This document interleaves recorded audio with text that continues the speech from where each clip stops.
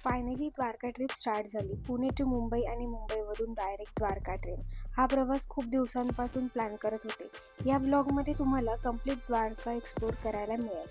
Temple, beaches, bike ride, sunset आणि सगळं. ट्रिपची सुरुवात झाली पुण्यावरून. सकाळी आम्ही मुंबईसाठी निघालो कारण तिथून आमची द्वारकाची ट्रेन होती. ट्रेनसाठी थोडा वेळ होता म्हणून आम्ही मुंबई थोडं एक्सप्लोर केलं. पुणे टू मुंबई प्रवासाची एक्साइटमेंट सुरू झाली होती. बॅकपॅकिंग, स्नॅक्स, फोटोज आणि पुढे काय काय एक्सप्लोर करायचं याचा विचार चालूच होता. मुंबई स्टेशनवर पोहोचलो आणि तिथून आम्ही द्वारकासाठी ट्रेन पकडली. लॉंग जर्नी होती पण ट्रेनचा प्रवास खरंच खूप वेगळी मजा असते. विंडो सीटमधून बाहेरचे व्ह्यूज बघत बसणं, मध्ये मध्ये स्टेशनवरचे चहा आणि ट्रेनमधले रिलॅक्सिंग टाईम खूप एन्जॉय केला. कधी आउटसाईडला सनसेट दिसत होता तर कधी रात्री पूर्ण शांतता. जर्नी लांब होती पण बोरिंग अजिबात वाटली नाही. द्वारकाबद्दल सांगायचंच झालं तर गुजरातच्या द्वारका येथील द्वारकाधीश मंदिर, ज्याला जगत मंदिर देखील म्हणतात, हे भगवान कृष्णांना समर्पित असलेले जवळपास 2500 वर्ष जुने मंदिर आहे. हे मंदिर गोमती नदीच्या काठावर वसलं आहे आणि हिंदू धर्मातील 4 पवित्र धामांपैकी एक मानलं जातं. या मंदिराची 5 मजली भव्य वास्तू, 72 खांब आणि जवळपास 43 मीटर उंच ध्वज असलेले शिखर खूप प्रसिद्ध आहे. इतिहास आणि स्पिरिच्युअलिटीमुळे हे प्लेस अजून स्पेशल वाटत होतं, त्यामुळे द्वारकाला जायची एक्साइटमेंट जास्त होती. फायनली आम्ही द्वारकामध्ये पोहोचलो. नंतर हॉटेलमध्ये चेक इन केलं, फ्रेश झालो आणि पहिल्याच दिवशी आम्ही गेलो द्वारकाधीश टेम्पलला. टेम्पलसमोर पोहोचल्यावर जी फिलिंग आली ना, ती शब्दात एक्सप्लेन करणं म्हणजे खूप डिफिकल्ट आहे. इतकं सुंदर आर्किटेक्चर आणि पॉझिटिव्ह एनर्जी. भगवान कृष्णांचं हे मंदिर खूप ग्रँड आहे आणि तिथे बसल्यावर खूप पीसफुल वाटत होतं.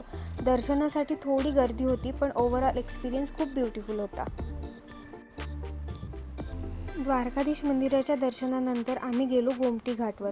गुजरातच्या द्वारका येथील गोमती नदीच्या मुखाशी असलेला हा घाट खूप पवित्र मानला जातो. इथे गोमती नदी अरबी समुद्राला मिळते आणि त्यामुळे या ठिकाणाला गोमती संगम घाट असेही म्हटले जाते.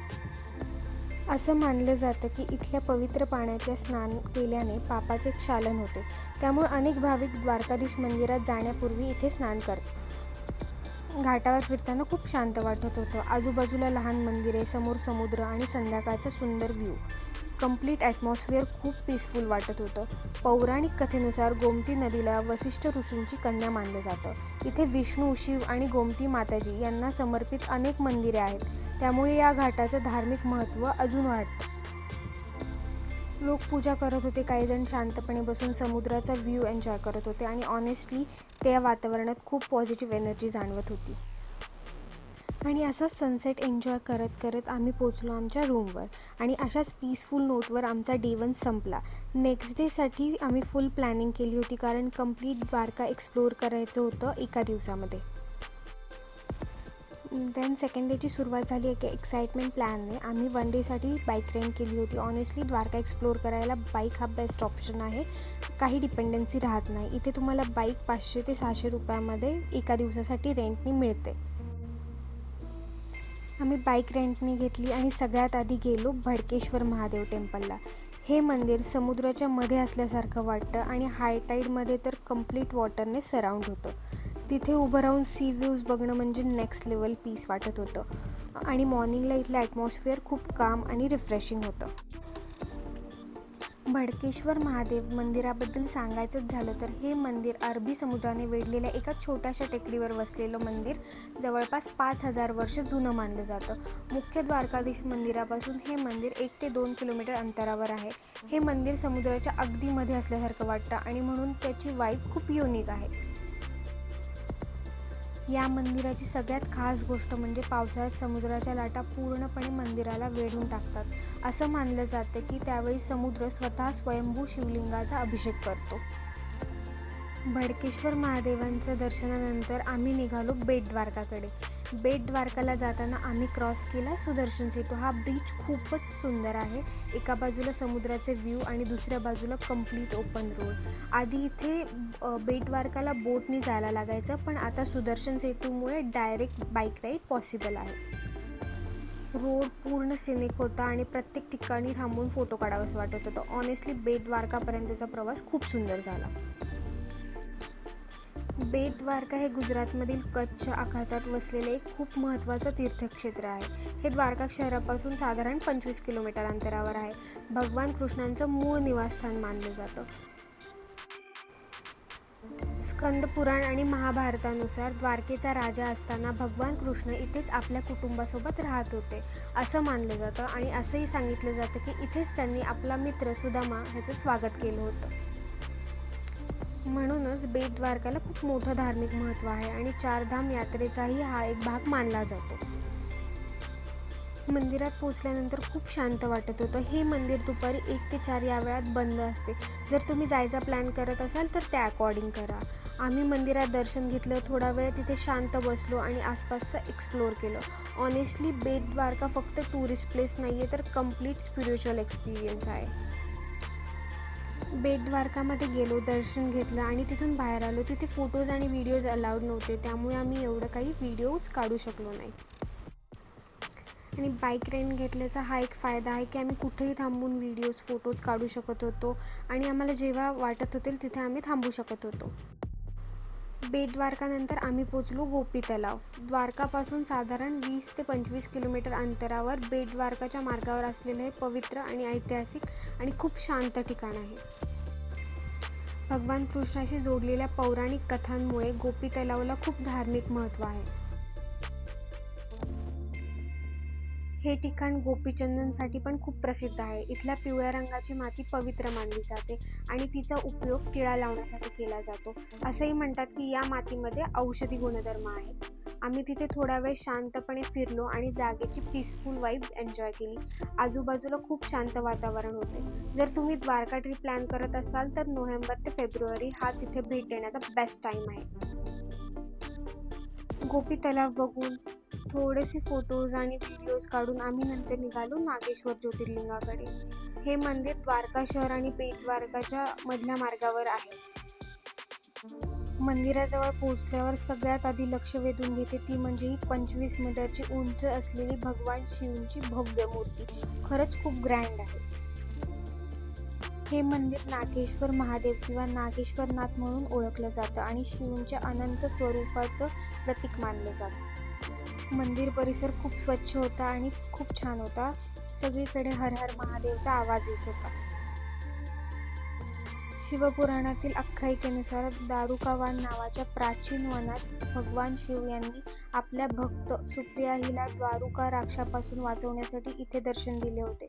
असं मानलं जातं की नागेश्वर ज्योतिर्लिंग भक्तांना विष आणि वाईट शक्तींपासून संरक्षण. आम्ही मंदिरात थोडा वेळ शांतपणे दर्शन घेतलं आणि काही वेळ तिथेच बसून पॉझिटिव्ह एनर्जी फील केली. आणि विशेष म्हणजे आमचं या मंदिराचं दर्शन फक्त 10 मिनिटात झालेलं आहे. 10 मिनिटात दर्शन घेऊन आम्ही गाभाऱ्यात बसलो होतो. समोर पूजा चालू होती ती बघत आणि इथे फोटोज आणि व्हिडिओज काढायला अलाउड होतं, त्यामुळे आम्ही आतले पण व्हिडिओज आणि फोटोज काढले आणि नंतर थोडा वेळ नुसतं शांत बसून राहिलो. मे बी आम्ही वीकडेजला आलो होतो म्हणून थोडी गर्दी कमी होते, पण एरवी गर्दी खूप असते. आणि या मंदिरात एवढी गर्दी असूनही आजूबाजूचा परिसर, मंदिर परिसर खूप स्वच्छ ठेवला होता. त्या लोकांनी सारखी स्वच्छता चालू होती आणि सारखे कोणी ना कोणी क्लिनिंगसाठी येतच होते. आम्ही दर्शनाला गेलो तेव्हा दुपारची वेळ होती, त्यामुळे ऊन तर खूप होतं.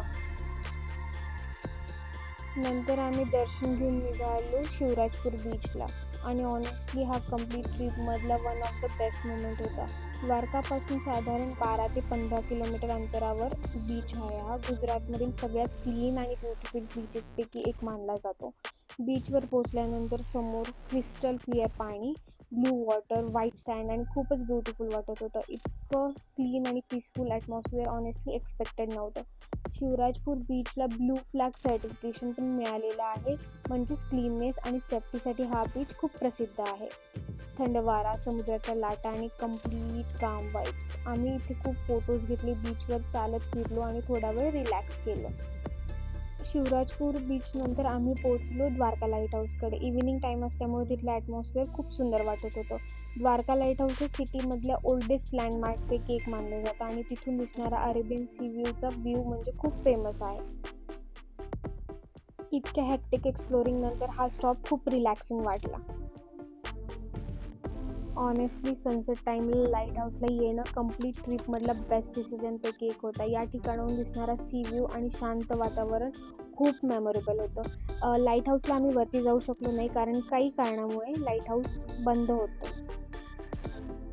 द्वारका लाईट हाऊस एक्सप्लोअर केल्यानंतर सनसेटसाठी आम्ही परत आलो भडकेश्वर महादेव टेम्पलला. सनसेट टाईमला तिथलं ॲटमॉस्फिअर पूर्णपणे बदललं होतं. समोर समुद्राच्या लाटा, ऑरेंज स्काय आणि मंदिरात पडणारा सनसेट लाईट. कंप्लीट व्ह्यू खूप ब्युटिफुल दिसत होता. त्यावेळी मंदिरात खूप गर्दी होती. सगळेजण सनसेट पाहण्यासाठी दर्शनासाठी आले होते, त्यामुळे कंप्लीट प्लेस खूप लाईव्हली वाटत होतं. समुद्राच्या मधोमध उभं असलेलं हे मंदिर सनसेटमध्ये अजूनच मॅजिकल दिसत होतं. ऑनेस्टली कंप्लीट द्वारका ट्रिपचा परफेक्ट एंडिंग मोमेंट होता हा. आणि नेक्स्ट डे सकाळीच आमची परतीची ट्रेन होती, त्यामुळे आम्ही थोडं लवकर स्टेशनवर पोहोचलो होतो. पण ऑनेस्टली द्वारका स्टेशनवर सुद्धा एक वेगळीच वाईब जाणवत होती. सगळीकडे भगवान श्रीकृष्णांच्या संबंधित पेंटिंग, ड्रॉइंग आणि आर्टवर्क पाहून खरंच असं फील होत होतं की आपण कृष्णनगरीमध्ये आहोत. कंप्लीट ट्रिपमध्ये प्रत्येक ठिकाणी स्पिरिच्युअल पीस आणि पॉझिटिव्हिटी खूप फील झाली. द्वारकाधीश टेम्पलपासून गोमटी घाट, बेट द्वारका, नागेश्वर, शिवराजपूर बीच आणि सनसेट मोमेंट्स, प्रत्येक अनुभव खूप स्पेशल होता. ट्रेन सुरू झाल्यावर पण सगळ्यात मोमेंट्स आठवत होते. आणि अशाच ब्युटिफुल मेमरीजसोबत आमचा द्वारका प्रवास इथेच संपला. पुन्हा भेटूया एक नवीन जर्नीमध्ये. आणि व्हिडिओ आवडला असेल तर लाईक, शेअर आणि सबस्क्राईब करायला अजिबात विसरू नका. Bye bye.